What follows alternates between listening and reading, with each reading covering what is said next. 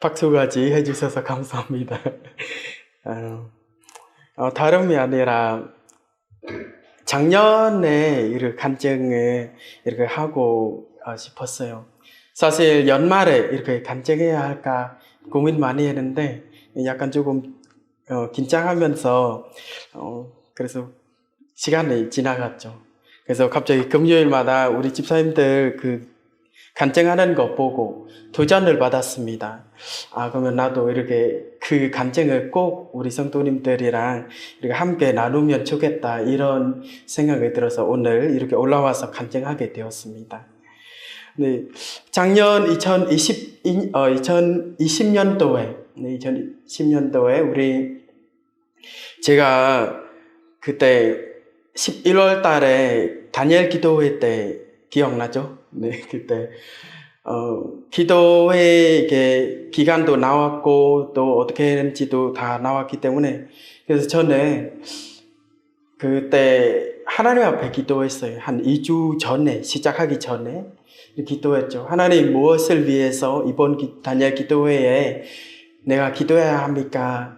이렇게 매일 새벽마다 또 밤마다 이렇게 내려와서 계속 기도하는 거예요. 왜냐하면 저는 목표는 이번 다니엘 기도회에 그 사람들도 이렇게 은혜 받지만은 나도 우리 교회에서 모여서 이렇게 함께 기도하는 것도 은혜를 받고 또 나누어야 한다, 이런 생각이 들어서, 그래서 하나님 앞에 기도했어요. 하나님, 이번 다니엘 기도회에 제가 무엇을 기도해야 합니까?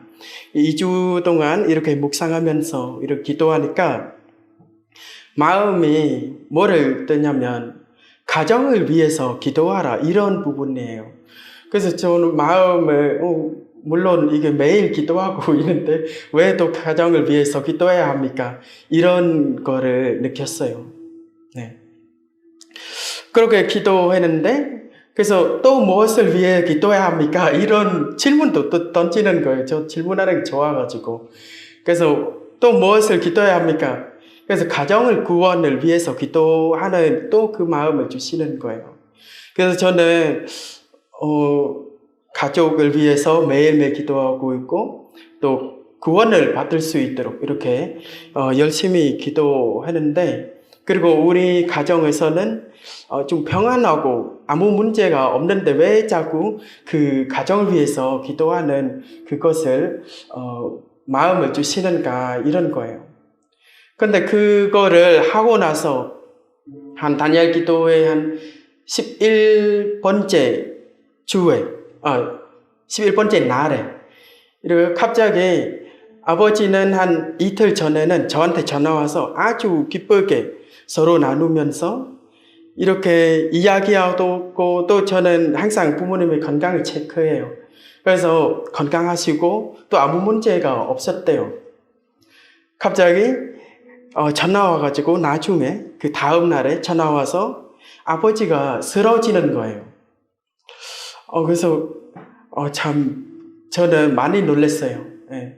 많이 놀랐고, 왜냐하면 그 병의 문제는 병원에서도 이렇게 찾을 수 없고 무슨 원인 때문에 아팠는지, 아버지가 밥도 못 먹고 물도 못 마시고 또 소변이나 같은 것도 그냥 스스로 나오는 거예요.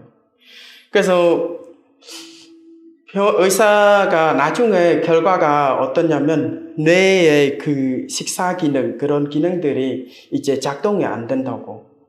그래서 의사는 우리 큰형을 이렇게 불러와서 몰래로 얘기해 주는 거, 아버지한테 못 들리게. 이렇게 계속하면 한 좀 더 있으면 아버지가 죽을 수 있다고. 그러면 밥도 못 먹고 물은 절대 못 마셔요. 그래서 그런 상태였죠. 그래서 저는 이 기도 제목을 우리 성도님들이랑 이렇게 매일 기도하게 되었죠. 이를 나누면서 목사님도 이렇게 함께 이렇게 열심히 기도해 주셨죠. 그래서 나중에 그 마을 병원에서 그 국가에서 그 지원한 병원에서 이렇게 가서 치료하게 되고 그렇게 됐죠. 그리고 거기에서는 또 갑자기 이렇게 얘기한 거예요. 아버지가 이제는 그 뇌 수술도 할 수 있다고 그렇게 하거든요. 그래서 그 뇌 수술할 수 있다는 거 저도 들었어요. 갑자기 부담스러운 게 뭐냐면, 돈도 없는데 어떻게 수술을 해야 할까? 이런 거거든요. 왜냐면 우리나라는 보험도 없고, 또 수술 같은 거 들어가면 굉장히 돈이 많이 들어가거든요. 그래서 열심히 기도하고, 그렇게 기도하니까 갑자기 거기 아버지는 거기 병원 한 일주 동안, 그 큰 병원에서 일주 동안 입원하는데, 조금씩 나아지는 모습이 있는 거예요. 예. 나아지는 모습이, 했는데, 그래서 저는 제가 아는 그 기독교인들을 엄청 많이 불렀거든요.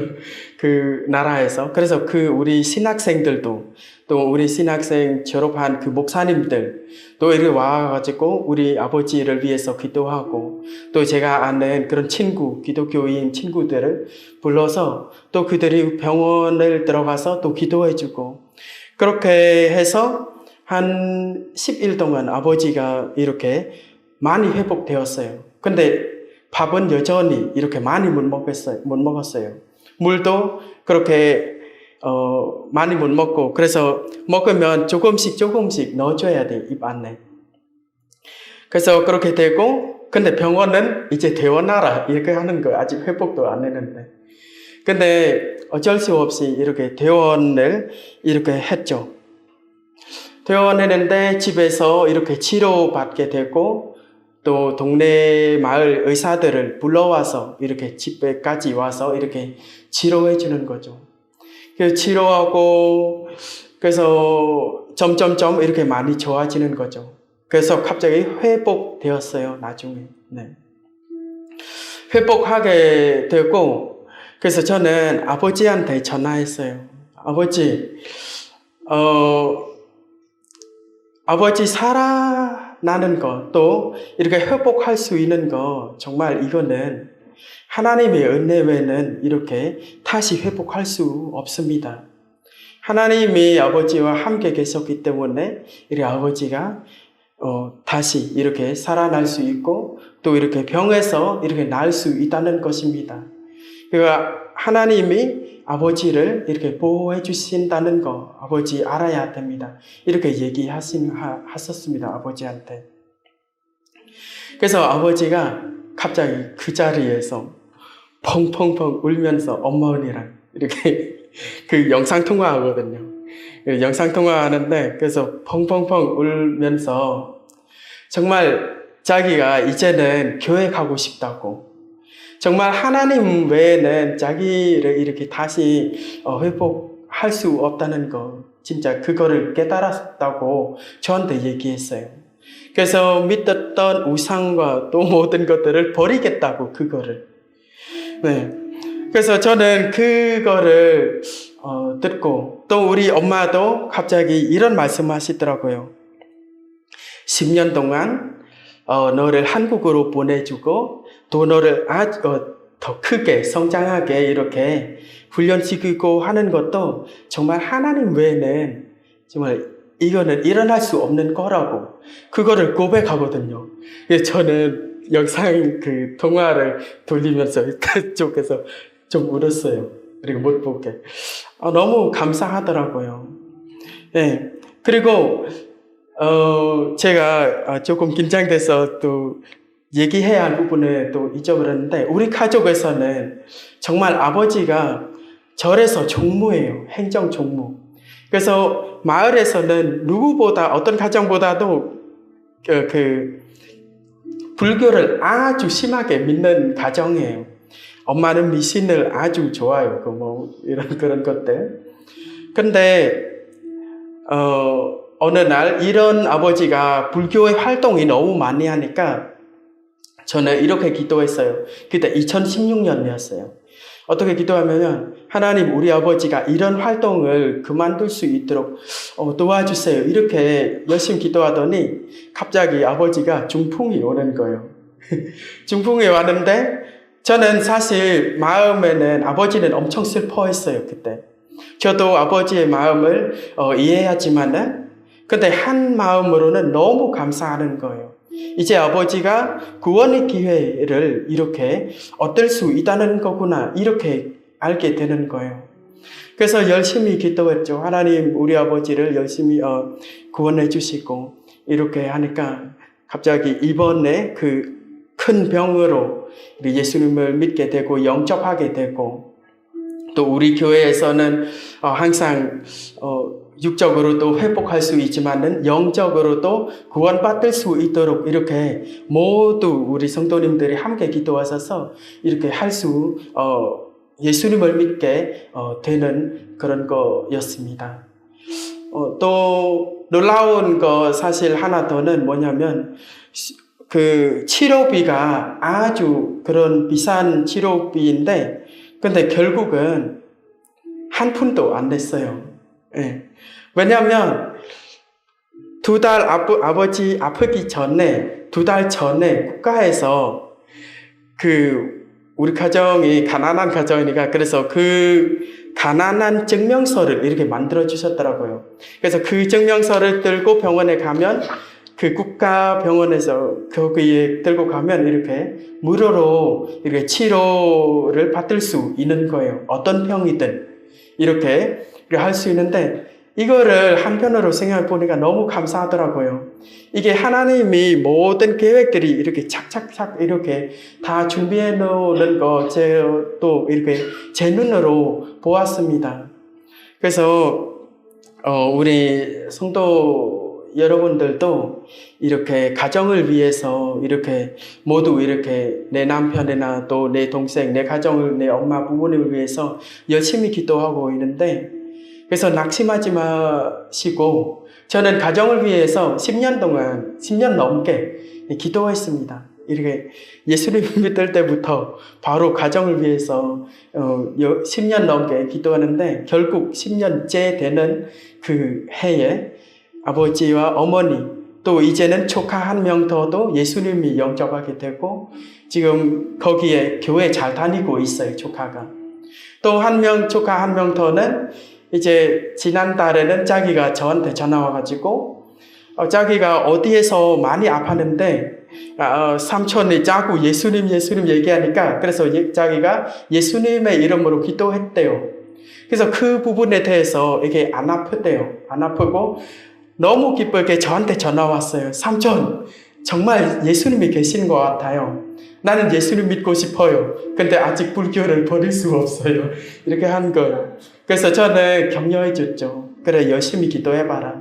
그리고 너의 미래와 또 하고 싶은 것들도 하나님 앞에 기도하면 하나님이 분명히 들어줄 것이다. 이렇게 얘기하니까 자기도 기쁘고 또 이제 우리 가족에서는 기독교에 대해서 얘기할 때는 정말 이렇게 거부한 마음이 없고 다 모두 예수님에 대해서 좀 인식이 된 것 같아요. 그래서 이 부분에 대해서 너무 감사했고 그리고 아버지가 회복할 수 있는 것도 여러분들의 기도 덕분에 이렇게 회복하게 되었습니다.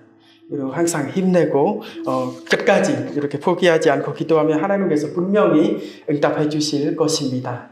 네, 감사합니다. 하나님 말씀을 보시겠습니다. 구약 성경 호세아서 6장 1절부터 3절까지 봅니다. 6장 1절부터 3절까지입니다. 1절부터 3절까지를 같이 합독합니다.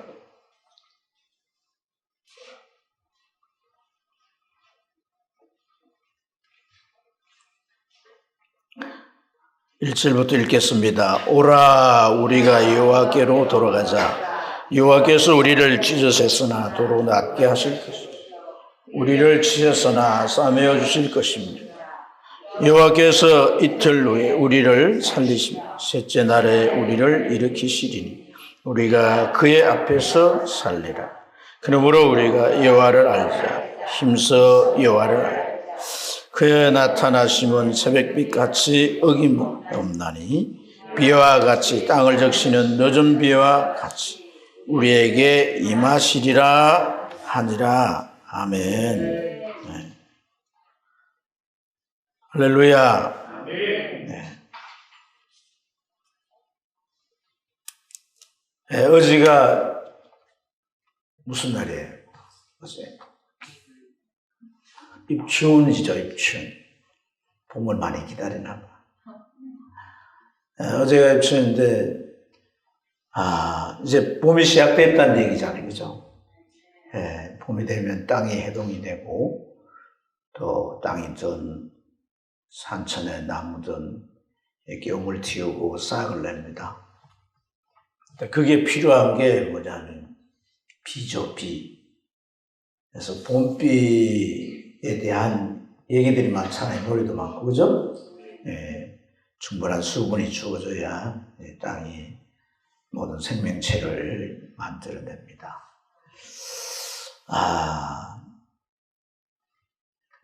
참, 그래서 이제 이 봄으로부터 온 천지가 푸르른, 이 생명체의 향전이 시작이 되는 건데, 우리도 참 우리가 살아가는 삶에 있어서 우리 삶에도 이런 봄이 오면 좋겠습니다. 내 신앙에도 봄이 오고 생활에도 봄이 오고 남편의 일터에도 봄이 오고 우리 가족들, 자녀들 우리 삶에 이렇게 봄의 그 생명체가 생동하는 기운들을 느끼고 볼 수 있기를 원합니다. 그래서 참 이러한 이 봄을 기대하는데 여러분 계절이 봄이지만 그런 생명체를 만들어내는 데는 수분이 필요하죠. 그래서 봄비가 온다고 그랬는데 우리 신앙의 삶에 그러한 새로움의 놀라운 역사들이 일어나려면 하늘의 은혜가 봄비같이 와야 할 줄 믿습니다. 하늘의 은혜. 할렐루야. 오늘 우리가 읽은 이 3절 말씀을 보면 이렇게 기록되어 있죠. 그러므로 우리가 여호와를 알자. 힘써 여호와를 알자. 그의 나타나심은 새벽빛같이 어김이 없나니 비와 같이 땅을 적시는 늦은 비와 같이 우리에게 임하시리라 하니라 이렇게 말했어요. 오늘 하나님의 은혜가 이처럼 마치 봄에 내리는 그러한 이 늦은 비처럼 이스라엘은 유대력으로 치면 늦은 비가 봄에 이제 봄의 모든 식물을 만들어내는 비거든요. 그래서 이러한 이 비가 이제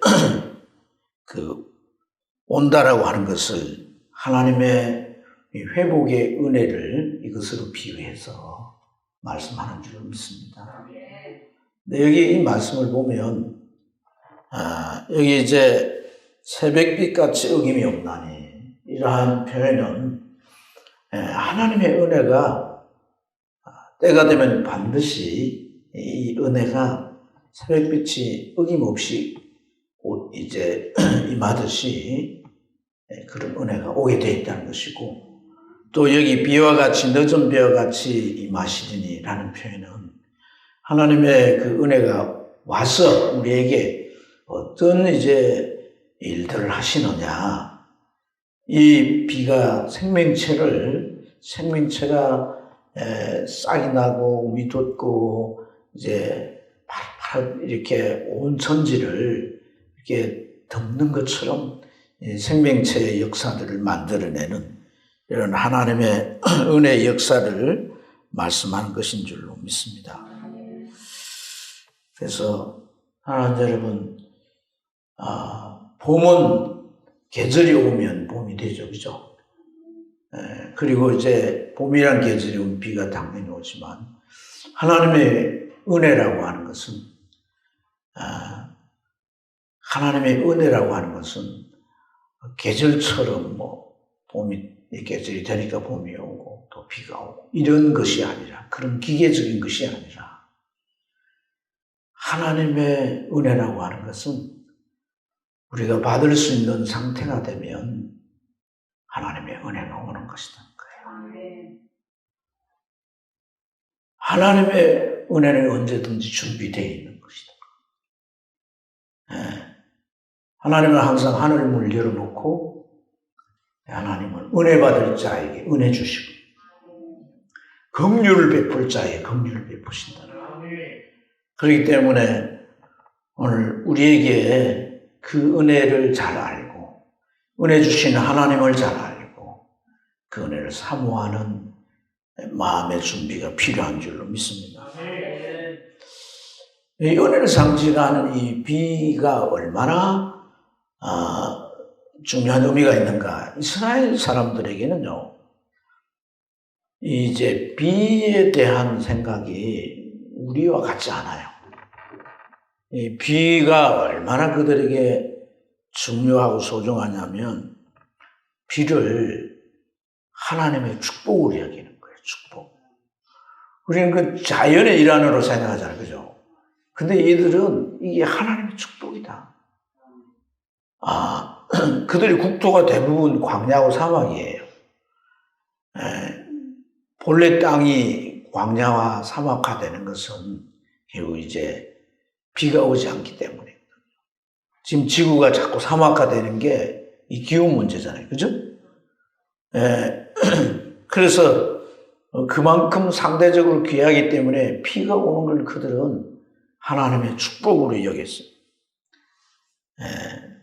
그들이 이제 보유하고 있는 땅들 가운데 광야나 사막화된 곳은 연 평균의 강우량이 한 250mm밖에 안 돼요.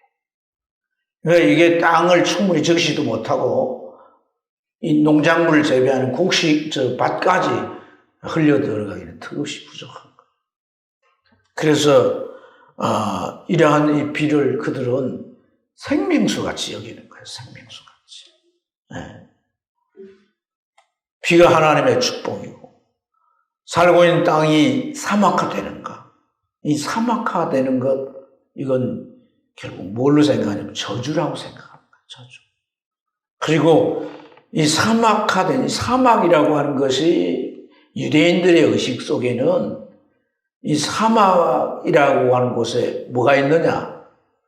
사막은 뭐 그냥, 바위나 또 모래나 뭐 이런 것이 있는 게 아니라 이들의 의식 속에는 사막화된 곳이 어떤 곳에는 귀신이 운집하는 곳이라고 여기는 거예요. 그래서 예수님도 이제 어디에서 시험을 받는 거예요? 광야에서 누구의 시험 받는 거예요? 마귀에게 시험을. 사막이라는 곳에 누가 있냐? 마귀가 있다. 사막이라는 곳에 귀신이, 유대인들의 의식은 그런 거예요. 그래서 이들에게 있어서 이러한 이 사막화 되는 것을 불행과 저주로 여기고 또한 그런 곳에 비가 임한다라고 하는 것은 하나님의 축복으로 여기는 것입니다. 오늘 우리가 삶에 있어서 하나님의 은혜가 임하게 될 때 우리의 삶은 사막이 아니라 푸른 동산이 될 줄 믿습니다. 오곡백과가 무르익는 그런 이제 밭이 되고 초원이 될 줄로 믿습니다.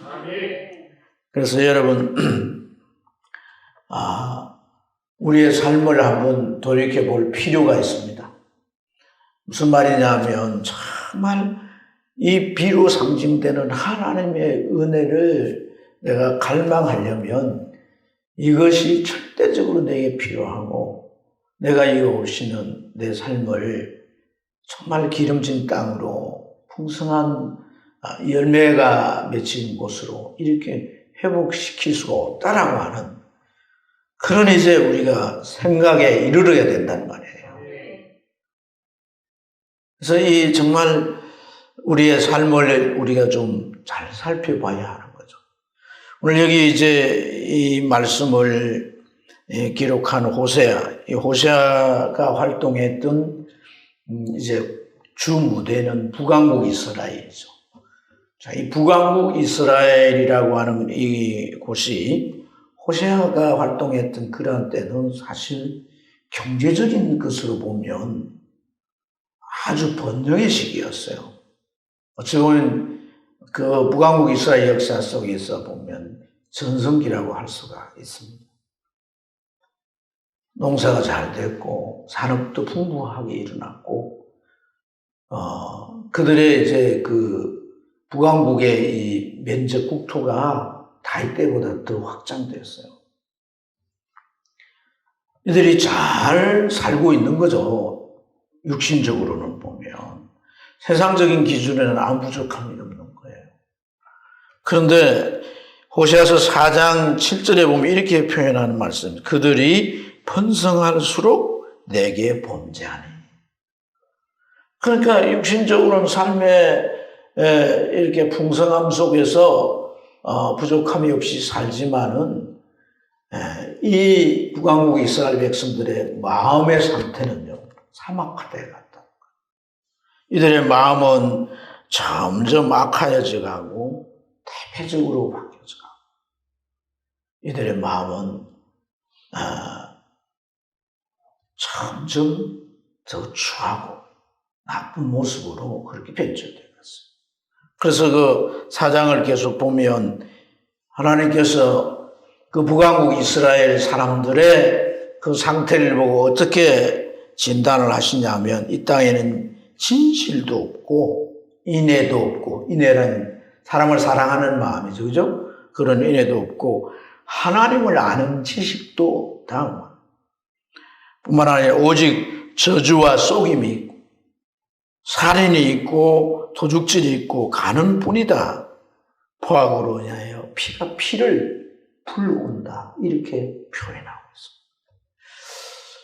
게다가 여러분 그 당시에 북왕국은 참 우상천지였죠. 우상천지.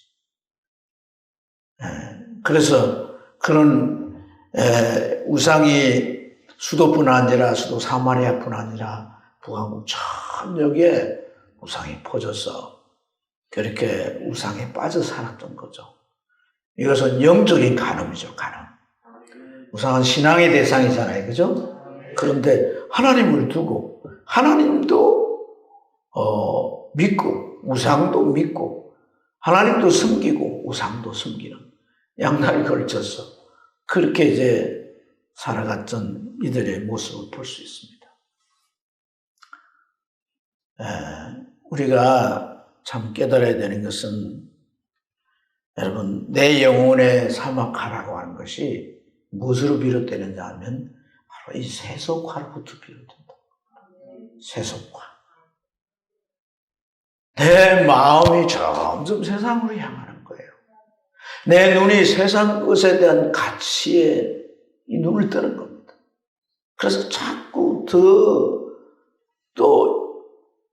이러한 것 저러한 것 내가 어떻게 돼야 되겠다는 그런 생각으로 내 마음이 차곡차곡 채워지고 점점 세상에서 출세하고 성공하고 잘 되는 이러한 것들로 이 마음이 점점 변해져 가고 그래서 이제 내가 하는 말이든 행동이든 이런 것까지도 세속화되어 가는 그럴 때 우리의 영혼은 사막화된다는 걸 절대로 잊으시면 안 되는 거예요.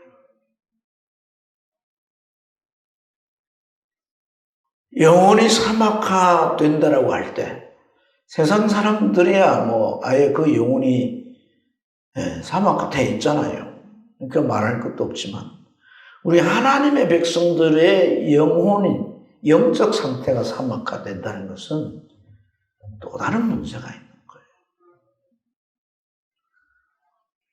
하나님께서 그 영혼을 자기 백성으로 자기 자녀로 삼고 있지 않다면 모르겠지만 하나님의 백성이고 하나님의 자녀이고 천국에서 영원히 함께 살 그러한 대상인데 하나님은 가장 중요한 그 영혼이 세속에 물들어가고 사막화되도록 내버려 두지 않는다. 그래서 하나님께서 이 호세아 같은 선지자를 세우신 줄로 믿습니다. 호세아가 그의 가정이 바로 이스라엘 백성들의 모습이죠. 진상이죠, 진상. 그렇지 않습니까? 호세아는 하나님을 상징한다면 그의 아내 고멜은 이스라엘을 상징합니다. 북왕국 이스라엘 백성들이 하나님을 버리고 우상 숭배한 그 모습을 그의 아내 고멜이 결혼해서 함께 가정을 이루고 살다가 그냥 애 하나 낳고 가정을 떠나서 시향잡배하고 음란히 살아가고 있는 거죠. 그러면 호세아는 다시 그 사람의 어떤 비용을 이제 지불하고 데려오잖아요. 그러기를 반복하잖아요. 하나님께서 이스라엘 백성들을 이렇게 타락해갈 뿐 아니라 우상 숭배까지 하면서 영혼이 사막화될 때 그 종을 세워서 돌아오도록 권면하고 이렇게 이끄셨던 것이에요. 여러분, 오늘 우리가 이런 말씀을 보면서 우리 자신이 어떻게 이 영혼이 사막화될까? 세속화가 사막화라고 그랬는데 조금 더 우리가 깊이 들어가서 이 부분을 좀 묵상을 해본다면 어떤 것일까? 오늘 제가 아침에 새벽 기도 마치고 잠깐 가시면서 어리 그렇게 하는 거지만 이제 기독교 방송을 보는데 그 채널에서 이런 내용을 다뤘어요.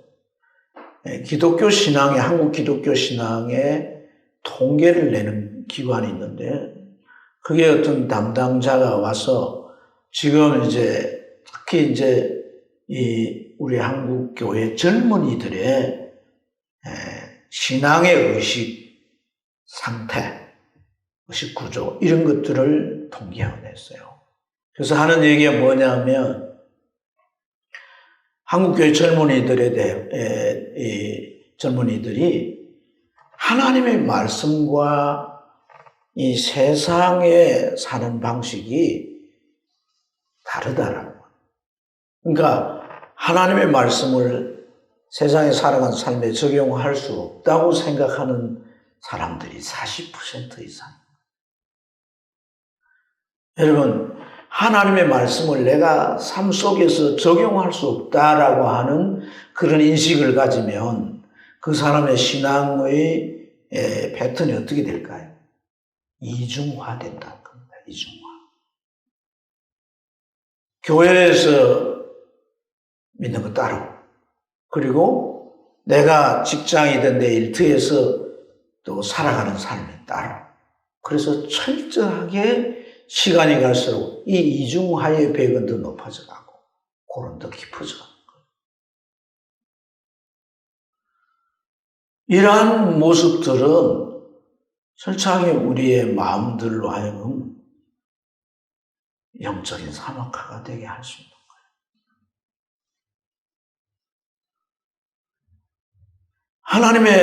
하나님과 그의 말씀이 내가 인생을 살아가는데 유익하지 않다라고 한다면 우리의 신앙은 결국 살아있는 신앙이 될 수가 없습니다. 그리고 우리가 교회를 다니면 다닐수록 우리는 행식에 길들어질 뿐이고 내가 어떤 지혜를 가지고 직분을 가지면 나는 어쩔 수 없이 외식자가 되고 마는 겁니다. 그래서 매우 위험한 상태로 갈 수 있는 거예요. 그래서 우리는 정말 내 영혼에 봄이 오기를 갈망해야 돼요. 하나님 내 영혼에도 봄의 계절이 되기를 원합니다. 정말 생명체가 살아나듯 내 영혼이 살아나는 은혜가 있기를 원합니다. 도대체 내가 정말 삶 따로 신앙 따로 교회 와서의 어떤 그 과정과 내가 가정이든 일터에서든 이런 것이 철저하게 분리되어진다면 정말 내가 무엇 때문에 어떤 이유로 내가 신앙생활을 해야 하는지를 하나님 앞에 우리가 자신에게 또한 묻지 아니할 수 없는 거예요. 하나님 앞에 우리가 이런 신앙이 계속 되도록 하나님 나를 내버려 두지 말라고 우리는 기도할 수밖에 없는 거예요. 아멘입니까? 그래서 사랑하는 여러분, 오늘 우리의 신앙에 있어서 정말 이 봄이 오고 하나님의 은혜가 우리 심령에 부어져서 우리의 심령이, 우리의 영적 상태가 정말 그 무엇보다도 영성이 회복되어야 할 줄 믿습니다. 이 영적인 능력이 회복되어야 되는 거예요. 하나님 앞에 나와 은혜를 받고 받은 그 말씀을 붙들고 삶 속에 얼마만큼의 분량이라도 그것을 실천해 보면서 하나님의 손길을 경험해 가는 이러한 실제적인 신앙생활이 될 때 우리의 삶의 현실도 더 이상 사막화되지 않는 거예요. 그게도 봄이 오고 싹이 나고 때가 되면 열매를 맺게 해서 하나님의 축복으로 말미암아 우리가 풍성한 삶을 경험하게 될 줄로 믿습니다. 그래서 오늘 이제 호세아 선지자가 그러지 않습니까? 돌아오라는 거예요. 돌아오라. 하나님 앞에 돌아오라는 거예요. 영적 상태를 회복시켜야 된다는 거예요. 영적 상태를 하나님 앞에 정말 네 영혼이 하나님 앞에 설 수 있어야 된다는 거예요. 이런 교회 안에서 행해지는 종교적인 모든 행위, 의식 이름 앞에 너를 세우지 말고 하나님 앞에 너를 세우라는 거예요. 하나님 앞에 이르도록 네 영혼이 거기에 이르도록 네가 돌아와야 된다는 거예요. 여러분, 이것은 이제 회개의 의미지만은 돌아와라고 하는 이런 표현으로 회개를 요구하는 것은 방향 전환인 겁니다. 지금까지 내가 해왔던 신앙의 패턴을 이제 바꿔야 되는 거죠. 이중화된 신앙생활을 계속 유지해 가서는 안 된다는 것입니다. 내가 신앙 안에서 답을 찾아가야 된다는 겁니다. 그래서 뭔가 길을 찾아가야 한다는 겁니다. 정말 하나님의 축복으로 내 인생에 봄이 오도록 만들어야 된다는 겁니다. 그것이 무엇보다도 중요하다는 것을 우리에게 가르치는 거예요. 그렇게 할 때 뭐라고 약속합니까? 2절 말씀에 이틀 후에 우리를 살리고 셋째 날에는 우리를 일으키신다. 우리가 그의 앞에서 살 것이다라고 말씀하는 줄 믿습니다. 여러분, 이틀 후에 우리가 우리를 그렇게 돌아오면 우리를 살리시고 셋째 날에는 우리를 일으키신다. 이 이틀에 살리신다는 말은 주님께서 우리에게 다가와서 우리에게 은혜를 주시고 회복시키는 그러한 속도를 말합니다. 속도. 즉시.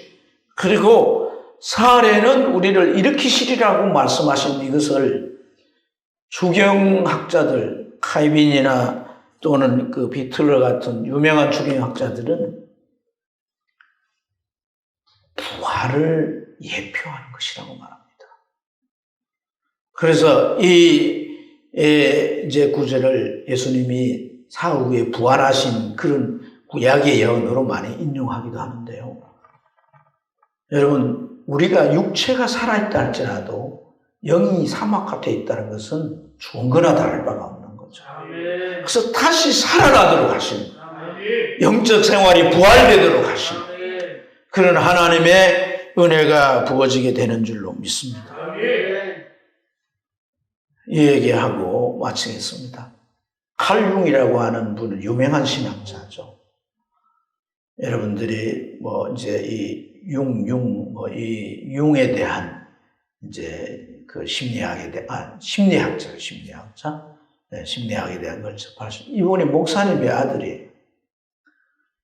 근데 이분에게 미국의 밀턴이라고 하는 그 미국의 큰 부자가 찾아왔습니다. 심리학자니까 자기의 뭔가 문제가 있어 왔겠죠. 그게 뭐냐면 불면증인 거예요. 돈이 많고 돈 많은 사람이 좋은 병원에 좋은 의사들에게 가서 치료도 받을 수 있지 않겠습니까? 그래도 나을 수 없는 불면증이. 그래서 이제 이 심리학자에게 와가 상담을 받는데, 이 심리학자가 무슨 얘기를 하냐면, 러시아에 가면 이러이러한 한 수도원이 있는데, 거기에 가서 그 원장이 네 얘기를 하고 지도를 받아서, 네가 정말 회복되기를 원한다. 이렇게 이제 안내를 해준 겁니다. 근데 이제 그 러시아에 있는 한 수도원에 갔더니 원장이 이 밀턴의 얘기를 다 듣고는 어떤 처방을 내리냐면, 당신 오늘 주기도문을 300번 외우세요. 그리고 쉬세요. 그래서 주기도문을 300번을 외웠어요. 300번을 외웠어요.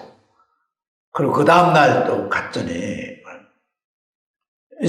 주기도문을 이번에는 600번을 외우세요. 600번. 배가 늘어난 거죠. 그죠? 그래서 600번을 외우세요. 그렇게 해서 20일이 됐는데 자꾸 늘어나가지고 6,000번을 외워야 되는 거예요. 6,000번을. 20일이면 6,000번 아닙니까, 여러분? 6,000번 외웠는데, 6,000번을 주기도문을 외우면 아침부터 시작해갖고 24시간을 외워야 되는 거예요. 그래서 처음부터 6,000번 외우면 뭔 이런 말이 이상하고 갔을 텐데, 이게 300번부터 시작을 해가지고 여기까지 왔다 보니까, 아무리 외워도 별 어떤 반응도 없고, 특이한 현상도 없는데, 외우라고 그러니까 다른 방법도 없고, 이제는 세계 최고의 심리학자에게 가서 상담받자. 그에 의해서 여기까지 왔으니까 이 마지막 보루시란 말이에요. 해결을 여기서 받아가야 되는 거예요. 그러니까 이 사람이 6,000번을 시도를 한 거예요. 6,000번. 6,000번을 외우는데요. 6,000번을 딱 외우니까 갑자기 하늘에서 정말 하나님이 봄비의 은혜를 내려주시는 거예요.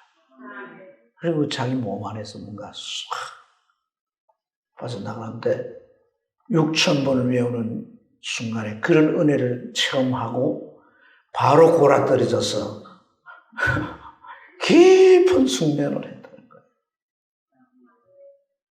그 이후로 그가 영성이 회복이 돼가지고 어떤 문제가 와도 선언을 하는 거예요. 감기가 만약에 왔다. 이 감기야 메가노니 물러가라. 예수의 이름으로 물러가라. 자서전에 그렇게 기록돼요. 밀턴의 자서전 한번 사서 번역해가지고 읽어보세요.